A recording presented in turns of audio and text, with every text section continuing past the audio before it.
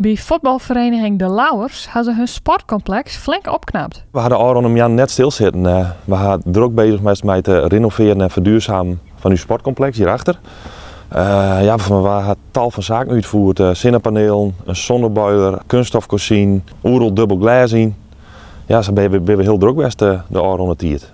Vanaf 2018 is de vereniging al bezig met de voorbereidingen hiervoor. Juni 2018 hebben we een bouwcommissie in het leven roepen.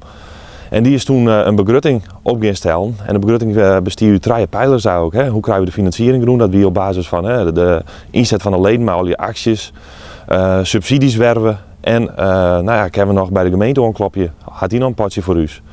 Daar hebben we ook een dik oorlog mee bezig geweest om de financiering rond te krijgen. Uiteindelijk is dat slagen mede door de inzet van uw eigen leden. Hè. We gaan nog een obligatielening uitdoen onder de leden.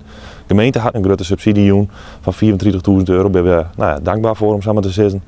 En zodoende hebben we weer ons hele complex kunnen renoveren en ik stevig verduurzamen. Dat is absoluut nodig. Hè. We hebben toch wel een paar slagen mist in het verleden. In december, waar we het al die jaar rond hadden, dan hebben we ook voor 2 ton geïnvesteerd in ons complex. We zitten natuurlijk naar onze begrutting te zien, hè. Wel is de kosten en die zit met name natuurlijk in een stukje gasverbruik, elektriciteitsverbruik door alle grote lichtmassen.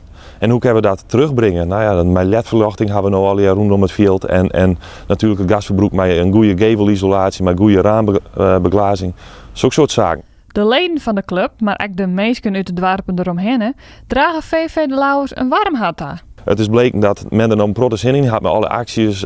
Mensen die zeggen, volgens mij zeg aardappels bieden doordelen. En die zeggen van hoe die aardappels net, maar we willen wel graag een gift doen voor de club. Zo merk je nou, het leeft in het dorpen. En daar ben ik toch wel een beetje gerutst op. En ik, maar bijvoorbeeld hele bestrating eruit west. En dan merk je, dat moest binnen ook 2 weken moest het er wel lezen.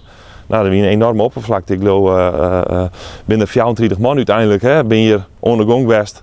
Om dit rally weer uit te halen en weer in te lezen onder begeleiding van een professionele straten natuurlijk. Het is altijd lastig om vrijwilligers te bedanken, hè? Want we zijn een enorme grote club. Maar ik wil toch graag 2 mensen eruit lichten. En dat is Peter Zijlstra en Peter den Heijer. Peter den Heijer met zijn subsidies. Hè. Hij had al die fondsen aangekregen. Hebben een protocol te krijgen. En Peter Zijlstra die had het idee opperen, betocht en uitvoering aan doen. En dat is toch belangrijk. Ik ben een vereniging dat persoon die rol op zich neemt en dat naar zich daar loopt. En dat is nooit geslagen.